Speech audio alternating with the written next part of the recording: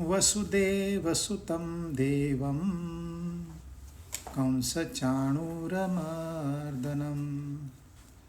देवकी परमानन्दं कृष्णं वन्दे जगद्गुरुम्।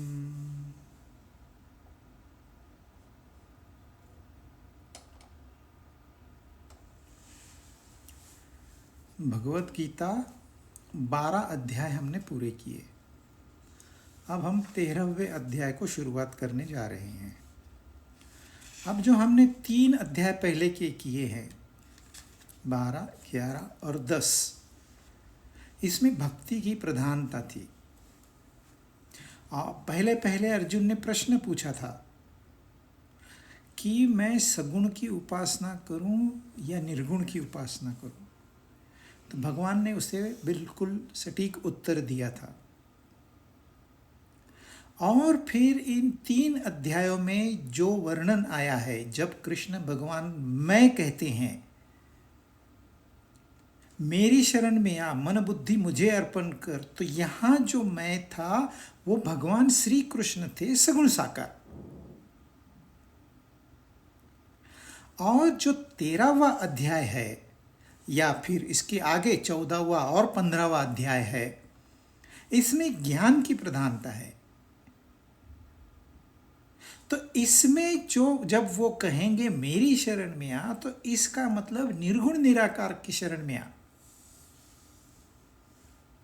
पर निर्गुण निराकार की शरण में जाए कैसे? अच्छा, निर्गुण निराकार कैसे बात कर सकता है कि मेरी शरण में आ? क्योंकि उनकी भाषा तो मौन की भाषा है। पर इतने सारे महात्मा लोग हो गए हैं दुनिया में, और खास करके भारत देश में, जिन्होंने सत्य को जान लिया, जिन्होंने ज्ञान प्राप्त कर लिया, जिनकी भक्ति ज्ञान में परिवर्तित हो गई और ज्ञान भक्ति में परिवर्तित हो गया, वो आप शंकराचार्य दक्षिण भारत में शुरू करिए तो बुल्ले शाह तक,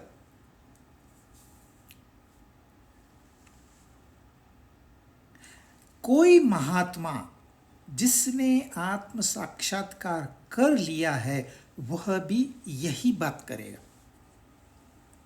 जो निर्गुण निराकार की बात है। He too is speaking on behalf of निर्गुण निराकार। तो यहां जो कृष्ण भगवान बात कर रहे हैं वो आत्म साक्षात्कारी पुरुष के रूप में अलग अलग संज्ञाएं हैं, अलग अलग नाम है। नाम महत्वपूर्ण नहीं है। कोई लोग कहते हैं, बड़े संत महात्मा कहते हैं नाम लो, वो कहते हैं नाम लो, इतना ही कहते हैं। अरे कौन सा नाम ले? राम का नाम ले, अल्लाह का नाम ले, कृष्ण का नाम ले, फादर का, किसका नाम ले? वो नहीं बताएंगे। नहीं, आप प्राइवेट है ना, हमको कान में बताओ। अब जो कोई भक्त बहुत जिद करेगा तो कुछ ना कुछ बता देते हैं। ओम भगवते वासुदेवाय नमः, चल तू इसका कर, तू हरे राम हरे कृष्ण कर, कुछ तो बता। लेकिन ओरिजिनल जो उनका स्टेटमेंट, वो सिर्फ कहते हैं नाम लो। नाम लो का मतलब उसका नाम है ही नहीं। आप कहोगे नहीं नहीं, श्री विष्णु के तो सहस्त्र नाम है, 1000 नाम है। 1000 नाम वाला वो नहीं है। उसके आगे जो है 1001वां नाम, जो हम कह नहीं सकते, वो है। अब उसकी महत्ता है इस 13वें अध्याय में। तो हमको अपना जो फोकस है अब थोड़ा शिफ्ट करना पड़ेगा। विजन जो है इसको ब्रॉड करना पड़ेगा। उन्होंने शुरुआत कर दी साधना की, अब उनको अंत भी तो करना है। और इसमें ज्ञान की महत्ता नहीं है, उसमें भक्ति की महत्ता नहीं थी, महत्ता साधना की है। जैसे हम आगे जाएंगे वैसे वैसे हमको ये जो गूढ़ रहस्य है गीता का, वो अगर हम उस रहस्य तक पहुँचे ही नहीं तो आप 1000 बार गीता पढ़ लो, वो अज्ञान ही कहलाएगी। इसलिए वह जो तत्व ज्ञान है वो लिंक मिलनी चाहिए बस, फिर थिंग्स आर वेरी इजी। तो हम शुरुआत करते हैं पहला श्लोक 13वें अध्याय का। अर्जुन उवाच प्रकृतिं पुरुषं चैव क्षेत्रं क्षेत्रज्ञमेव च एतद्वेति तु इच्छामि ज्ञानं ज्ञेयं च केशव।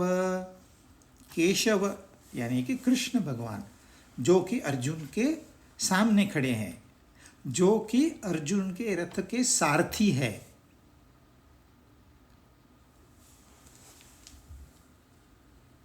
जो कि हमारे सारथी भी है।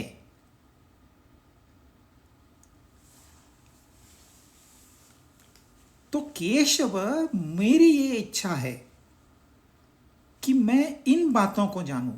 कौन सी बातों को? कि प्रकृति क्या है, पुरुष क्या है, क्षेत्र क्या है, क्षेत्रज्ञ क्या है, ज्ञान क्या है, नियम क्या है। अब उस जमाने में ये बातें वैसे आम थी, स्कूलों में, पाठशालाओं में, घर में इनका उपयोग होता था। तो अर्जुन ने सुनी हुई बातें हैं। तो अब अर्जुन भी जाग तो गया है।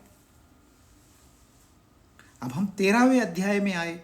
12वें अध्याय तक जिसको उसकी इमोशनल नीड थी, जो डिवोशन था उसका समाधान किया भगवान ने। अब उसकी उत्कंठा बढ़ गई है। अब वो ज्ञान प्राप्त करना चाहता है। यह है हमारी सीढ़ी। ऐसे ही हम इस साधना में आगे बढ़ते हैं। अब उसका पहले वाला प्रश्न पूछना, पहले वाला रोना धोना समाप्त हो गया है। अब वो पूछ रहा है, भाई प्रकृति क्या है, पुरुष क्या है, क्षेत्र क्या है, क्षेत्रज्ञ क्या है, ज्ञान का क्या है, नियम क्या है। और अभी भगवान शुरू करते हैं दूसरे श्लोक से। श्री भगवान उवाच इदं शरीरं कौन्तेय क्षेत्रमित्यभिधीयते एतद्यो वेत्ति तं प्राहुः क्षेत्रज्ञ इति तत्विदः। हे अर्जुन, हे कौन्तेय, यह शरीर क्षेत्र है। सीधा सीधा जवाब। यह शरीर, ये शरीर नहीं, ये शरीर, यह क्षेत्र है। इसको क्षेत्र नाम से जाना जाता है। और यह शरीर हम जानते हैं, यह रूप से हम जानते हैं उसको। हमारा ज्ञान रूप की वजह से है। हमने देखा है, आंखों का इस्तेमाल किया है। और जो इस क्षेत्र को जानता है उसे ज्ञानी लोग, तत्विदः, जो जानते हैं वो क्षेत्रज्ञ नाम से कहते हैं। यह शरीर क्षेत्र है, इसको जानने वाला क्षेत्रज्ञ है, ऐसे ज्ञानी पुरुष कहते हैं। मैं कह रहा हूं, ऐसे नहीं कह रहे वो, इसे ज्ञानी पुरुष कहते हैं। जो पहुंचे हुए हैं वे कहते हैं, उनका अनुभव है ये ज्ञान। यह अनुभव पे आधारित होना ही चाहिए। पुस्तकी ज्ञान अपने काम का नहीं है, वो शुरुआत करने के लिए ठीक है। धीरे धीरे हमको इसमें उतरना चाहिए। तो इसलिए वो कहते हैं तत्विद, वो जानने वाले, वो ज्ञानी, वो कहते हैं क्षेत्रज्ञ है। अब पहले तो शरीर के बारे में वो ये शरीर, मेरा शरीर, मैं शरीर, ये नहीं कह रहे। यह शरीर, मैं शरीर नहीं हूं, यह शरीर, यह शरीर। हमको क्या आदत है भाई, तुम कौन? मैं हूं, 6 फुट लंबा, 4 फुट चौड़ा, 100 किलो का, तुझे दिखता नहीं है? ये मैं हूं। हमको तो ये आदत है। इस शरीर को हम मैं मान के बैठे हैं और व्यवहार में भी उसको वैसे ही इस्तेमाल करते हैं। अब व्यवहार में इस्तेमाल करने के लिए कुछ मर्यादाएं हैं, वो करना पड़ता है, परंतु असल में है ही नहीं। पर हम मान के बैठे हैं कि यह शरीर मैं हूं। जो थोड़ा और आगे बढ़े हैं वो कहते हैं यह शरीर मेरा है, मैं शरीर से भिन्न हूं, मेरा व्यक्तिमत्व सूक्ष्म शरीर से बनता है, इस स्थूल शरीर से नहीं। हाँ, हालांकि है ये शरीर मेरा, तो मैं और मेरा, यहां वो मैं और मेरा नहीं कह रहे, यह शरीर। अब यह शरीर क्या है, इसको अभी हमने ठीक से समझना चाहिए। पहले भी हमने इसको समझने की कोशिश की है, पर अब यहाँ उसका महत्व अलग है। अब हम ज्ञान योग में प्रवेश कर रहे हैं, तो इसका थोड़ा थोड़ा विश्लेषण वापस से भी रिपीट भी हो जाए तो भी वर्थवाइल है। तो यह शरीर क्या है जो दिखाई देता है, सिर्फ वो शरीर नहीं है। इस शरीर को चलाने वाला और एक शरीर है जिसको हम सूक्ष्म शरीर कहते हैं, और उस सूक्ष्म शरीर की निर्मित और एक शरीर से होती है जिसको कारण शरीर कहते हैं। तो जब हम शरीर कहते हैं तो ये 3 शरीरों का कॉम्बिनेशन है, स्थूल शरीर, सूक्ष्म शरीर और कारण शरीर। मेरे मन में एक विचार आ गया। विचार कहाँ आया है? सूक्ष्म शरीर में आया है। विचार क्यों आया है? क्योंकि आँख ने कुछ देखा है। स्थूल शरीर से ज्ञान प्रवेश करके मन में आ गया, तो मन उस विचार को दोहराता रहा, परंतु उसमें उसको कामयाबी नहीं मिली। कुछ प्राप्त करना था, कुछ कहना था, वो कामयाबी नहीं मिली। तो ये जो विचारों का समूह था वो कहाँ चला गया? क्योंकि विचार एक शक्ति है,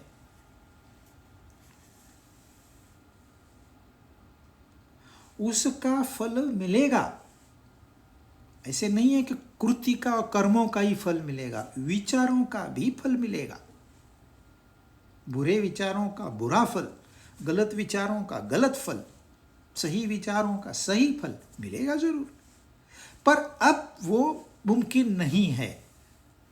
तो वो विचारों का समूह एक जगह पे स्टोर कर दिया है, जमा कर दिया है उसको। जहां पर उसको जमा किया गया है उसको कहते हैं कारण शरीर। कारण शरीर को कोई नहीं जान सकता,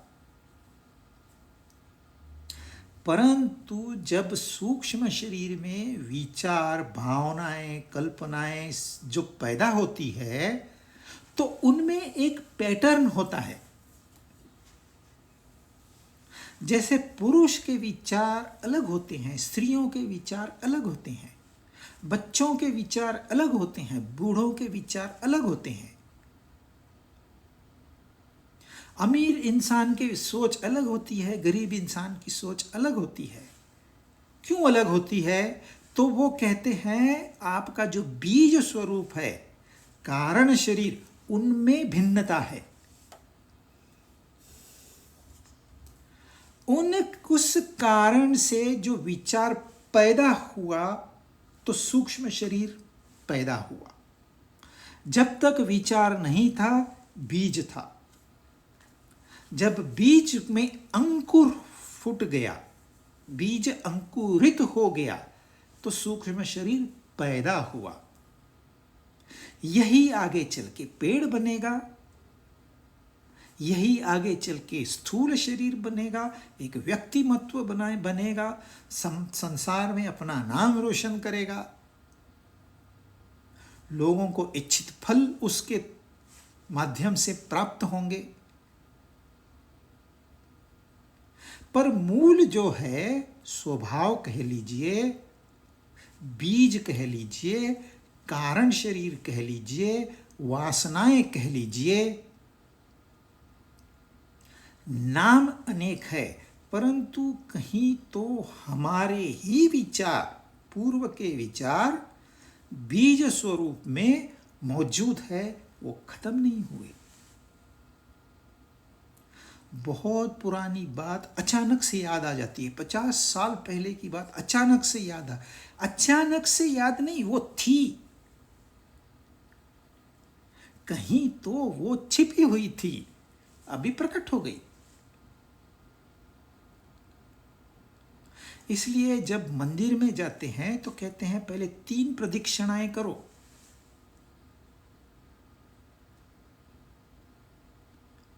पहली है स्थूल शरीर से बाहर निकलने की प्रदक्षिणा, दूसरी है सूक्ष्म शरीर से बाहर निकलने की प्रदक्षिणा, तीसरी है कारण शरीर से बाहर निकलने की प्रदक्षिणा। ये 3 प्रदक्षिणा होने के बाद में उस मंदिर में जो एक छोटा सा टिमटिमाता दिया है, उसका सहारा लेके रोशनी की जाती है, क्योंकि रोशनी के बगैर दर्शन नामुमकिन है।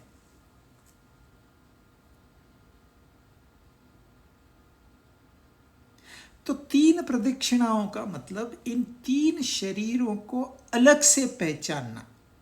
इदम शरीरम, यह 3 प्रदक्षिणाएं अलग है, और मंदिर में दर्शन करना, उस टिमटिमाते हुए दिए से फ्लेम लेते हैं, ज्ञान लेते हैं। हमको एक छोटा सा ज्ञान का डोज मिल गया, उसके आधार पर हम अपनी वासनाएं, अपने कर्म, इनको जलाते हैं, तब जाके दर्शन होता है। तो जब जब हम शरीर कहेंगे तो इसका मतलब हो गया स्थूल शरीर, सूक्ष्म शरीर और कारण शरीर। और एक बात है, ये एक व्याख्या हो गई शरीर की, और दूसरी व्याख्या है, यह जो हमारा व्यक्तिमत्व है, यह 5 कोशों से बना हुआ है। पहला कोश है अन्नमय कोश। यह जो शरीर आप देख रहे हैं, यह अन्न से पैदा हुआ है और अन्न पे जीता है, और आखिरी में अन्न बनता है, इसलिए इसको अन्नमय कोश कहते हैं।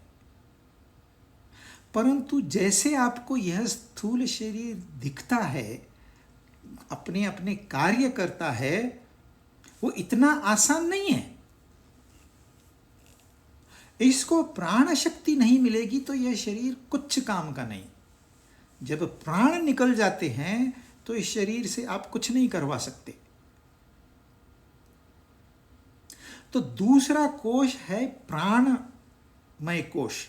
जब आप इस शरीर को काटोगे, जो लेबोरेटरी में डिसेक्शन करते हैं, अंदर जो भी आपको दिखाई दे रहा है, फिर गुर्दे हो, फेफड़े हो, हृदय हो, दिमाग हो, ये नसें हो, मसल हो, ये सारे जो समूह है, यह स्थूल प्राण है, और ऐसा ही सूक्ष्म प्राण भी है।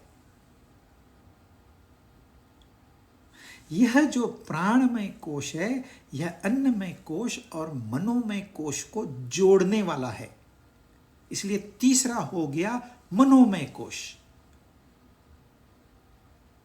जिसके लिए हमने भक्ति की साधना की इसके पहले वाले सत्संगों में।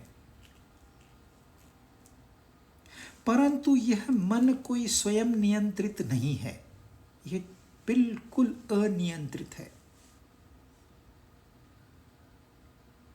इसको नियंत्रित करने वाला जो है उसको कहते हैं विज्ञानमय कोश। और जो मैंने बताया कारण शरीर, बीज रूप, उसको कहते हैं आनंदमय कोश। जब हम नींद में चले जाते हैं, गहरी नींद में, तो हमारी बुद्धि उस कोश में प्रवेश करती है, आनंदमय कोश में। आनंदमय कोश इसलिए क्योंकि वहां कोई दुख नहीं रहता, परंतु उसका हमें ज्ञान नहीं होता है। इसलिए आनंद अलग और आनंदमय कोश अलग। हमें टेम्पररी 7-8 घंटों के लिए सारे दुखों से छुटकारा मिलता है, इसलिए उसको आनंदमय कोश कहते हैं। परंतु हमारा व्यक्तिमत्व उस बीज रूप में जीवित है।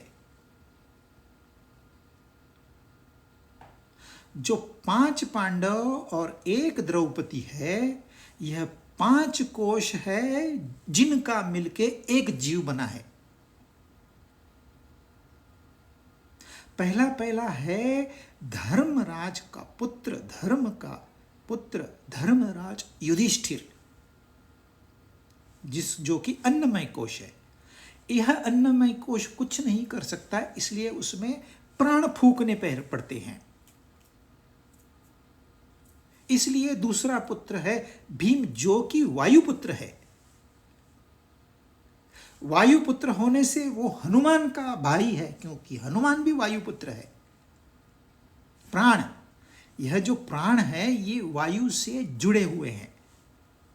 जो हम श्वास लेते हैं, प्राण इनहेल करते हैं, तो उसमें जो ऑक्सीजन है उसको प्राणवायु कहा जाता है। और उससे ही सारे प्राण अपना कार्य करते हैं, हमको दिखाई नहीं देता।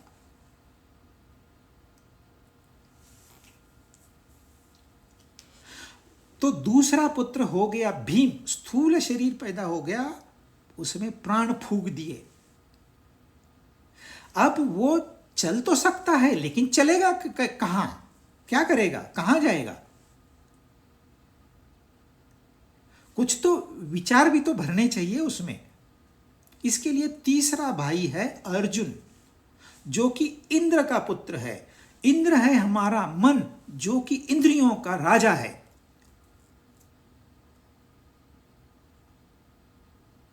तो तीसरा भाई हो गया इंद्र। अभी मन हो गया, प्राण हो गए, शरीर हो गया, तो ये बाहर दौड़ सकता है, कार्य कर सकता है, लेकिन पागलों की तरह अनियंत्रित। इसलिए यह एक पोर्शन है हमारे व्यक्तिमत्व का, ये कुंती पुत्र है। पर इसमें विज्ञानमय कोश, प्राणमय कोश हो गया, फिर उसके बाद मनोमय कोश हो गया। अब आता है विज्ञानमय कोश, जिसको हम बुद्धि कहते हैं, अक्ल कहते हैं। उसको उन्होंने अलग से बताया है, वो है सहदेव। सहदेव का जितना दिमाग महाभारत में यूज हुआ है, इन तीनों का मिलके भी उतना नहीं हुआ है, उससे एक अंश भी नहीं हुआ है। ये तीनों का इस्तेमाल ही नहीं हुआ है दिमाग। वो तो जैसे कृष्ण कहेंगे वो करते थे। पर यदि कहीं पर दिमाग चलाने की बात आई तो सहदेव था, क्योंकि दिमाग का इस्तेमाल प्रचलित ज्यादा नहीं है। सिर्फ संत, महात्माएं, साइंटिस्ट, यही लोग यूज करते हैं इसको। इसलिए उन्होंने अलग से बताया है, माद्री के पुत्र किए हैं। और फिर आखिरी में है आनंदमय कोश, जिसको कोई नहीं जानता, वो है नकुल। और इन पांचों की पत्नी द्रौपदी, ये पांचों को मिला के हम जीव है, हम द्रौपदी है। और ये पांचों पांडव यहां मौजूद है। तो यह शरीर क्या है? यह 5 कोशों का बना हुआ है। और आप तीन शरीर है 5 कोशों के बने हुए। तो आप ये ध्यान में रखिए कि 3 प्रदक्षिणाएं 3 शरीर, 5 पांडव 5 कोश, और है एक जो इन तीनों शरीरों को जान प्रदान करता है, जो इन पंचकोशों को लाइफ प्रदान करता है।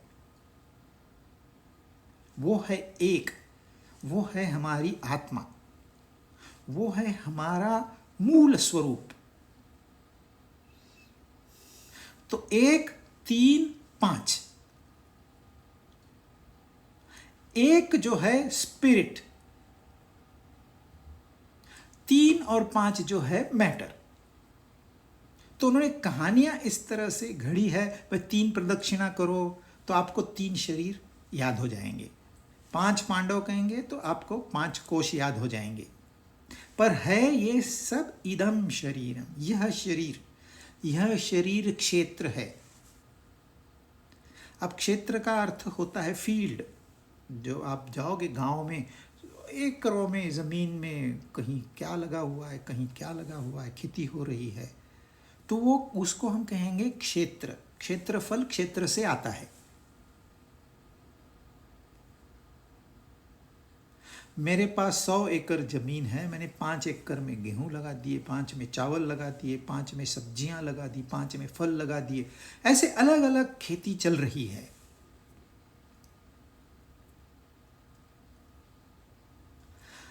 आप देखिए, वही ज़मीन, वही पानी, वही सूरज की रोशनी, वही हवा, वही आकाश। वनस्पतियां अलग अलग है, क्योंकि बीज अलग अलग है। एक ही जगह पे आम का भी पेड़ आएगा, एक ही जगह उसी जगह पर मिर्ची का भी पेड़ आएगा। एक तीखी होगी तो एक मीठी, पर कॉन्स्टिट्यूएंट्स तो सेम है, पर बीज अलग है। शरीर हमारे दिखने को सेम है, पर बीज हमारा सबका अलग अलग है। तो इसलिए उन्होंने क्षेत्र, एक नया टर्मिनोलॉजी यहां डाल दिया है कि उस जमाने में खेती की नई नई डेवलपमेंट हो गई थी, तो उससे लोग रिलेट कर सकते थे। इसलिए क्षेत्र और क्षेत्रज्ञ, ये 2 टर्मिनोलॉजी उन्होंने यूज की है। तो क्षेत्र हो गया फील्ड, यानी कि खेती, यह शरीर। कारण शरीर हो गया इसमें बीज, इसलिए बीज की भिन्नता होने से हर व्यक्ति भिन्न है, पर सबको एनर्जी प्रदान उस एक से होती है। वह एक हम सबका मूल है, उसको उन्होंने कहा है क्षेत्रज्ञ। जो क्षेत्र को जानने वाला है। कैसे जानते हैं? हम जानते हैं यहां कितनी सारी वस्तुएं पड़ी हैं, लैंप है, मोबाइल है, टेबल है, कुर्सी है। ये सारी वस्तुएं हैं, हमारी आंख ने देख लिया तो हमें जानकारी प्राप्त हो गई। या कोई आवाज, ध्वनि आ रहा है, शब्द निकल रहे हैं कहीं से, कान ने सुन लिया।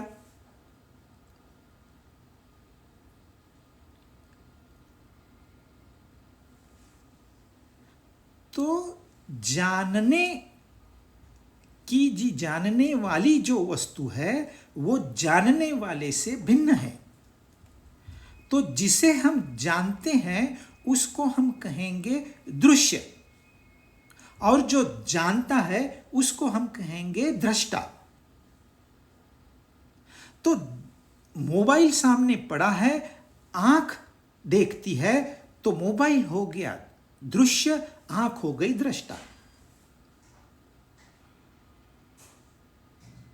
एक देखने वाला है, एक देखा गया है।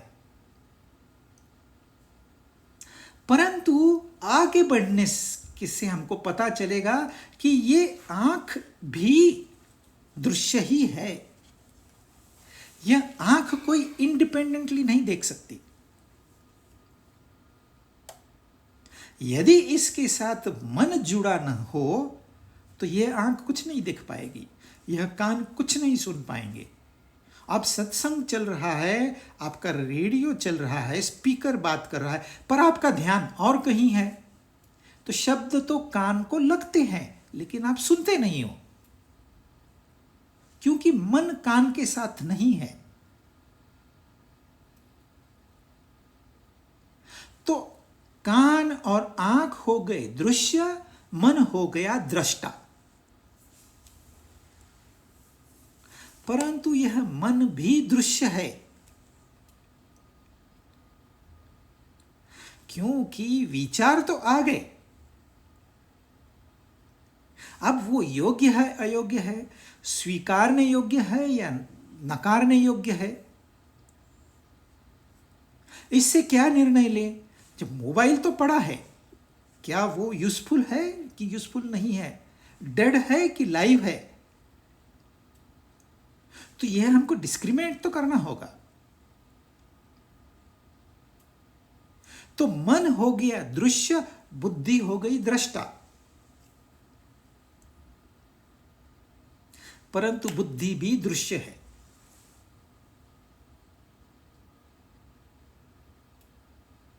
और दृष्टा कौन है? दृष्टा है हमारा आत्मस्वरूप। तो आत्मस्वरूप जो है वो क्षेत्रज्ञ है। बुद्धि, मन, इंद्रियां, ये वस्तुएं, पदार्थ, व्यक्तियां, ये सब क्षेत्र है।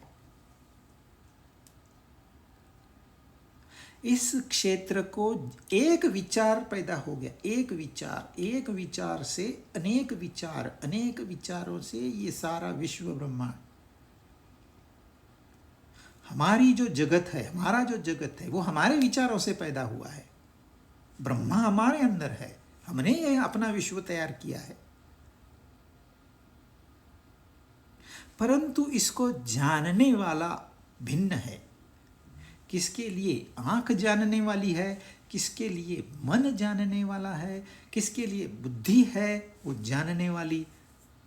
पर सच्चाई ये है, ये तीनों जाने गए हैं। जानने वाला जो है वह एक है, उसको यहाँ पर क्षेत्रज्ञ कहा है। किसने कहा है? जो उसे जानते हैं उन्होंने कहा है। इसको आपने रिपीट सुनना है, तब बात जाके समझ में आएगी। 2 क्षेत्रज्ञं चापि मां विद्धि सर्वक्षेत्रेषु भारत क्षेत्रज्ञयोर्ज्ञानं यत्तज्ज्ञानं मतं मम। हे भारत, कृष्ण अर्जुन को भारत कह रहे हैं। हम सब भारत है, हम सब भरतवंशी हैं। जहां जहां ज्ञान का प्रकाश होता है उसको भारत कहते हैं। हे भारत, संपूर्ण क्षेत्रों में क्षेत्रज्ञ कौन है? तो तू ये बात समझ ले अच्छे से कि मैं हूं। अब हमने बताया था, अब मिस्टर कृष्ण नहीं बात कर रहे हैं, वह जो परम सत्ता है वह बात कर रही है। सारे क्षेत्रों में मैं ही क्षेत्रज्ञ हूं ऐसा तू जान ले। और क्षेत्रज्ञ का जो ज्ञान है वही मेरे मत में ज्ञान है, बाकी सब अज्ञान है।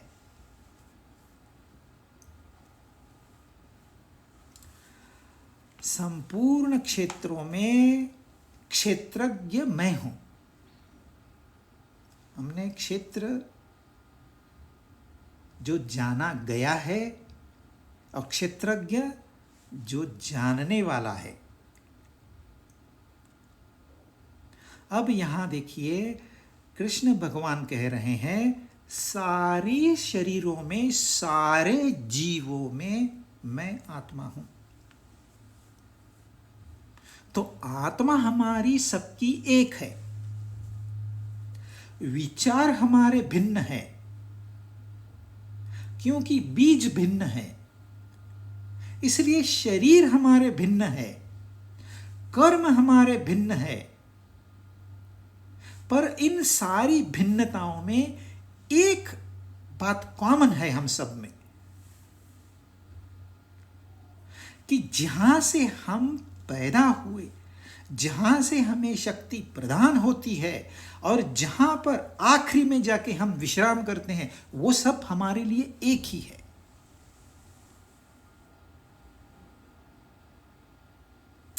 इस संसार में हमें विश्राम प्राप्त नहीं होगा।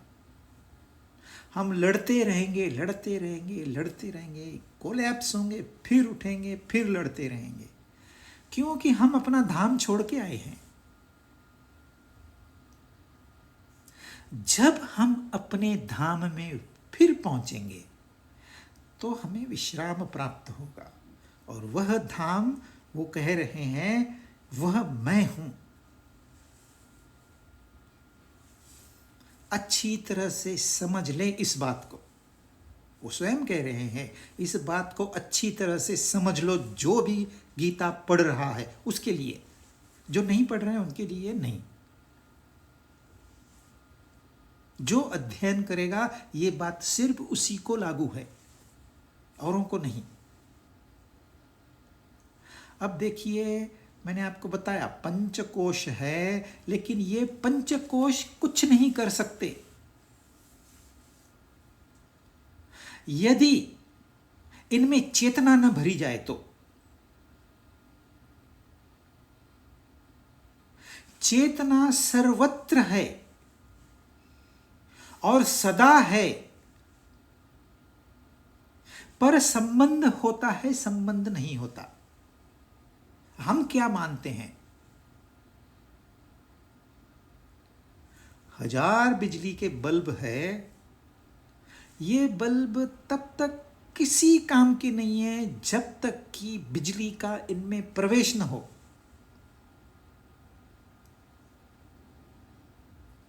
जब तक बल्ब और बिजली इनका संयोग नहीं होगा, इनकी शादी नहीं होगी, तब तक प्रकाश प्रकटित नहीं होगा।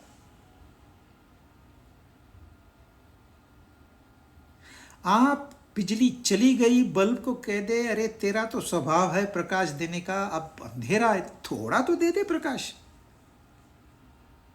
वो नहीं दे पाएगा, वो आपकी बात समझेगा ही नहीं।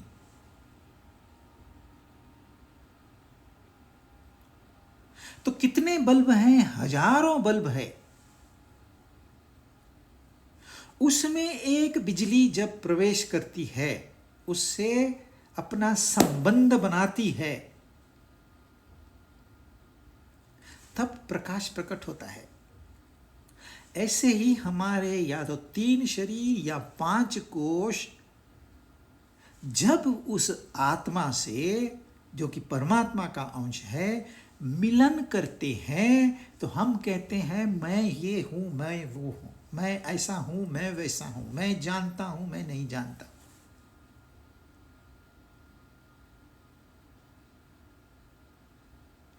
तो बल्ब हो गए क्षेत्रज्ञ और बिजली, बल्ब हो गए क्षेत्र और बिजली हो गई क्षेत्रज्ञ, क्योंकि बिजली जानती है कि इन बल्बों में प्रकाश नहीं हो सकता। जो जानकार है वो जानते हैं कि मैं इंडिपेंडेंट नहीं हूं।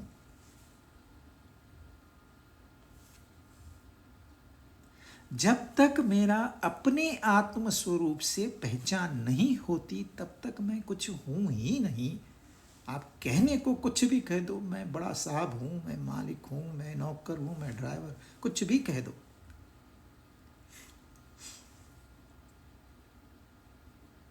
तो बिजली मैं हूं। कृष्ण भगवान कह रहे हैं बिजली मैं हूं। कहां पर? इन सारे उपकरणों में।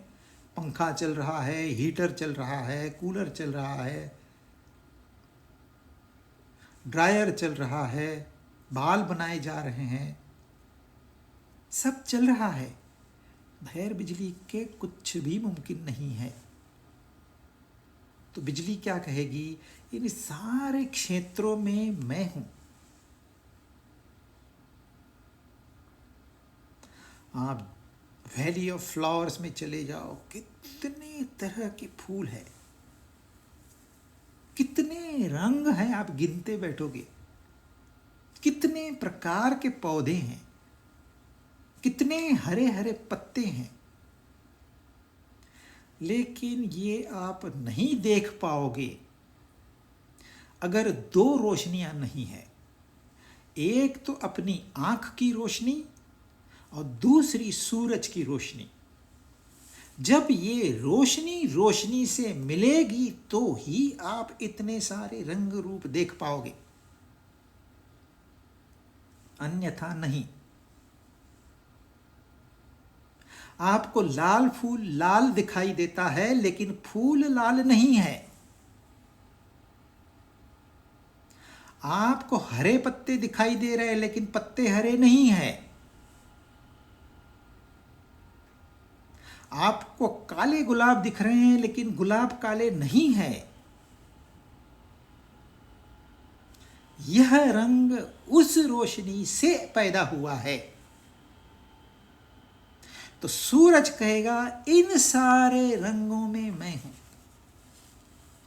इस सारे क्षेत्र में कितना स्क्वायर किलोमीटर का एरिया है, लेकिन मैं हूं, यह प्रकाश मैं हूं, यह सारे रंग मैं हूं।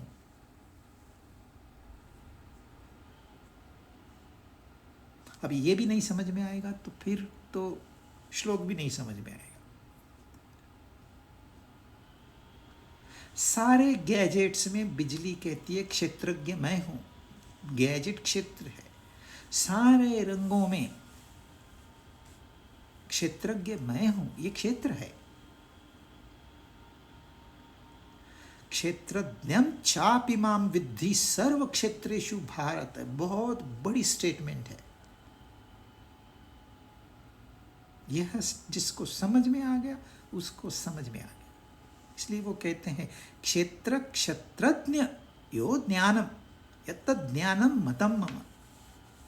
क्षेत्र क्षेत्रज्ञ का जो ज्ञान है वही ज्ञान है। फिर आगे कहते हैं मेरे मत में। अभी मेरे मत में क्यों? सीधे सीधे कहो तो ना यही ज्ञान है, बाकी सब अज्ञान है, ऐसे कह सकते थे। दो शब्द अज्ञान के जोड़ देते, अन्यथा अज्ञान ऐसे कह देते हैं। मेरे मत में इसलिए कहा है जो समझाने वाला होता है वो एक बुद्धू को समझा रहा है। वो बुद्धू इसलिए है क्योंकि वो जो कुछ जानता है वो अज्ञान होने के बावजूद उसको ज्ञान मान के बैठा है। समस्या सिर्फ मानने की है। जिस दिन वो समझ जाएगा कि ये मेरा ज्ञान ज्ञान नहीं अज्ञान है, तो समस्या सुलझाने में समय ही नहीं लगेगा। पर जब गुरु समझाते हैं एक अज्ञानी को तो वो कहते हैं तेरे खोपड़ी में जो भूसा भरा पड़ा है वह अज्ञान है। वो कैसे कहेंगे तू अज्ञानी है? उसको बुरा लगेगा। इसलिए कहते हैं मेरे मत में तो भाई ये ज्ञान है, तू तेरा देख ले।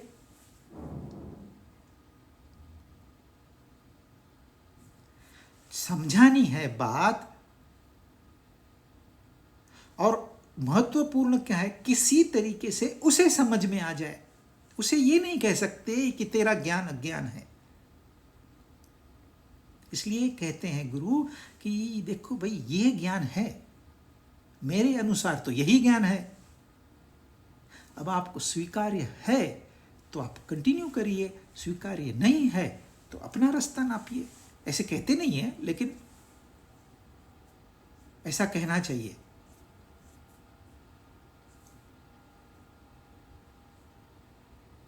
तो मतम मम, लेकिन क्या क्षेत्रज्ञ का जो ज्ञान है वही ज्ञान है।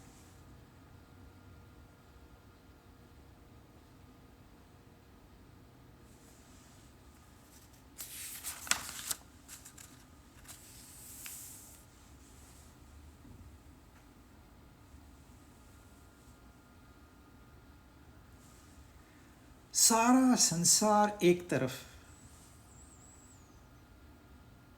जो मैंने आपको बताया, स्थूल शरीर, सूक्ष्म शरीर, कारण शरीर, ये एक तरफ, जो मैं स्वयं हूं वो एक तरफ। क्षेत्रज्ञ, क्षेत्रज्ञ, कैसे भी कहिए। तो यह जो शरीर है, शरीर यानी कि तीनों शरीर, पांचों कोश, यह जो शरीर है यह संसार से एक रूप है, अभिन्न है। मैं जो हूं, मेरी आत्मा जो है, वह परमात्मा से अभिन्न है।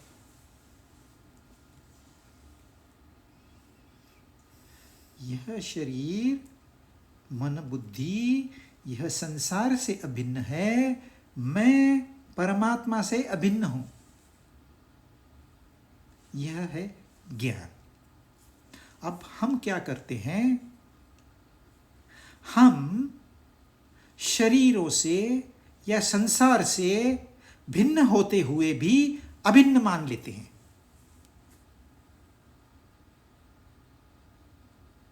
फिर से फर्क समझिए। यह जो शरीर है यह संसार का हिस्सा है। मैं आंख खोलूंगा तो मुझे इस संसार के रंग रूप दिखाई देंगे, परमात्मा दिखाई देंगे नहीं इन आंखों से, चर्म चक्षु से। मेरे कानों में इस संसार के शब्द प्रवेश करेंगे, उसकी शांति प्रवेश नहीं करेगी। मेरी त्वचा जो भी स्पर्श करेगी वह परमात्मा के सिवाय कुछ भी होगा, क्योंकि यह त्वचा भी संसार का अंग है, तो वह संसार को जानती है। यदि बच्चे को मां के स्पर्श का ज्ञान नहीं होता तो वो तो जिंदा भी नहीं रहता।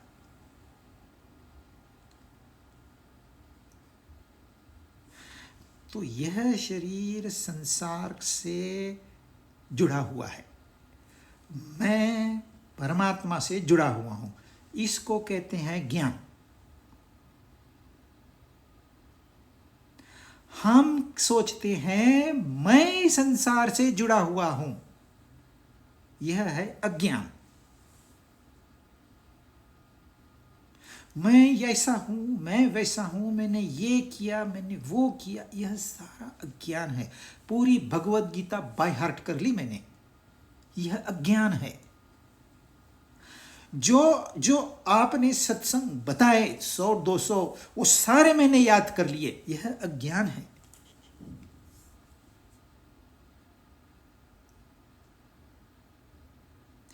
ज्ञान वो है जो मैं परमात्मा का एक अंश हूं,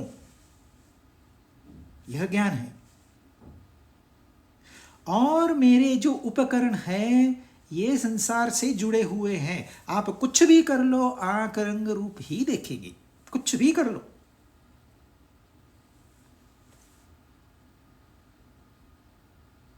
पर मैं क्षेत्रज्ञ हूं, ये आंख इस क्षेत्र का हिस्सा है।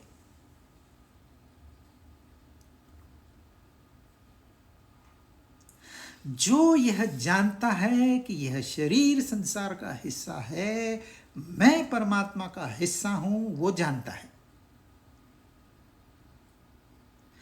और जो संसार का बोझ लेके चलता है वो कुछ नहीं जानता, वो अज्ञानी है। बहुत बड़ा सोशल वर्कर है, कितने हॉस्पिटल्स खोले हैं उन्होंने, कितने स्कूल चला रहे हैं, कितने देशों में इनके आश्रम है। यह सब अज्ञान के दायरे में आएगा। जो जो आपको संसार के बंधन में डालता है वह सब अज्ञान है, और जो जो आपको इस बंधन से मुक्त करता है वह ज्ञान है। तो अज्ञान हो गया, परमात्मा स्वरूप होने के बावजूद हम संसार से जुड़ जाते हैं, वो हो गया अज्ञान। और अब उससे वापस लौटने का जो भी आप उसको साधना कहिए, उपासना कहिए, प्रयत्न कहिए, एफर्ट्स कह रहिए, वो जो भी कुछ है वह ज्ञान है। अपने स्वरूप में लौटने के लिए जो भी आपको करते हैं वह ज्ञान के दायरे में आएगा।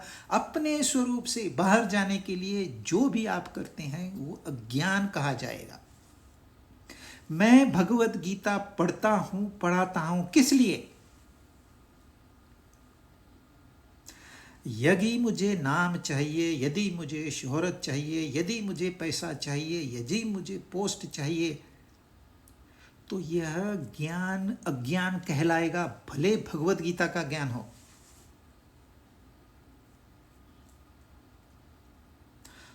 लोग तो बड़े बड़े इंस्टीट्यूट खोलते हैं, गीता का भी पूरा भी नहीं, एक 10-12 श्लोक पढ़ लेते हैं, उनके आश्रम चलते हैं। क्योंकि आम जनता को तो कुछ भी पता नहीं, उन्हें जो बता दो वो मान्य हो जाता है। उनको कहते हैं आंख बंद करके बैठो, वो आंख बंद करके बैठेंगे, खोल के बैठो, खोल के बैठेंगे, जंपिंग करो, वो जंपिंग करेंगे, हंसो, हंसेंगे। पर आप जो उनको बता रहे हो, किस लिए बता रहे हो? उद्धार के लिए सारे प्रयत्न है तो यह ज्ञान है। यदि स्वार्थ के लिए है तो यह अज्ञान है। अन्न क्षेत्र चलाता है एक आदमी, मुफ्त खाना, यात्राओं में मुफ्त खाना। भी मुफ्त क्यों देता है तू? और मैंने वहाँ ये बड़ा बोर्ड लगा दिया है, 2-4 बॉक्सेस रख दिए हैं, दान उसमें डालते हैं लोग। जो बड़े बड़े लोग आते हैं दान डालते हैं। कितना दान डालते हैं मालूम है? जितना मैं खर्चा करता हूँ उससे दुगना मुझे मिलता है यहाँ प्रॉफिट। तो आप अज्ञान में घिरे हुए हो।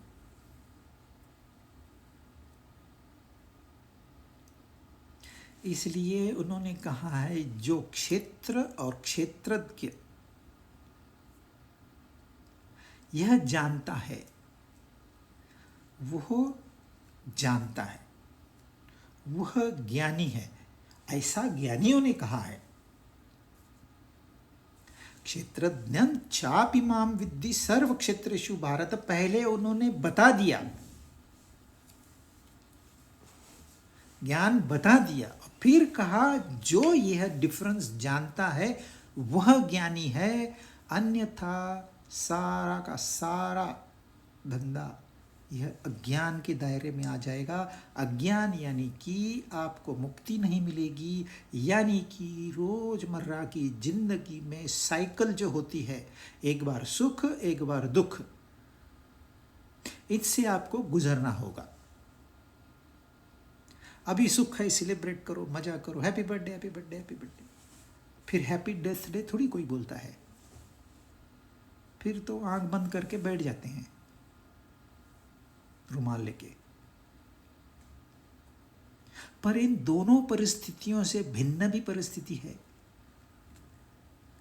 वो हमको संसार नहीं सिखा सकता। क्योंकि सारा संसार अज्ञान के दायरे में बैठा हुआ है, अंधकार में बैठा हुआ है। और गीता हमको रोशनी की ओर ले जाती है, आ जाओ आ जाओ आ जाओ। और हम है कि उसको ध्यान ही नहीं देते। ये इतनी पुराना ग्रंथ क्या लेके बैठे हो?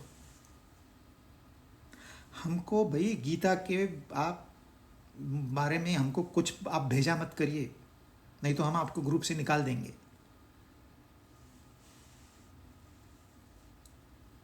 और बाहर झंडा लेके खड़े हैं, बड़ी बड़ी बातें करते हैं सभाओं में, पर जब इस पुस्तक का एक श्लोक उन्हें कोई बताता है, बताते हैं हमको ये नहीं चाहिए। विरोधाभास, ज्ञान और अज्ञान। जो अज्ञान में है वो अंधेरे में है, और जो ज्ञान में है वो रोशनी में है, प्रकाश में है। इसलिए भारत कहा है।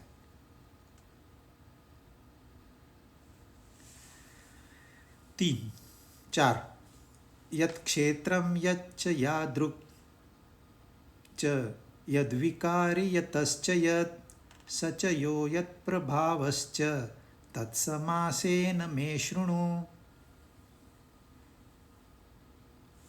वह क्षेत्र क्या है, कैसा है, उसके क्या क्या विकार हैं, और वो कहाँ से और कब पैदा हुआ। क्षेत्र क्या है, कहाँ से आया, क्या क्या उसके विकार है, और क्षेत्रज्ञ उसका प्रभाव क्या है, वो कैसा है, ये तू संक्षिप्त में मुझसे सुन। क्षेत्र के बारे में 4 बातें और क्षेत्रज्ञ के बारे में 2 बातें। ये तू मुझसे सुन हे अर्जुन। क्षेत्र है, वह क्षेत्र कहाँ से आया, कैसे आया, इसमें क्या क्या परिवर्तन होते हैं, क्यों पैदा हुआ, अनेक बातें आप जोड़ सकते हो इसके साथ में। लोग पूछते हैं ये संसार क्या है, कहाँ से आया, क्यों आया, हमारा क्या मकसद है, मैं क्यों पैदा हुआ, इंसान को 2 पैर क्यों दिए, 4 पैर क्यों नहीं दिए, 2 हाथ क्यों दिए, 3 हाथ क्यों नहीं दिए।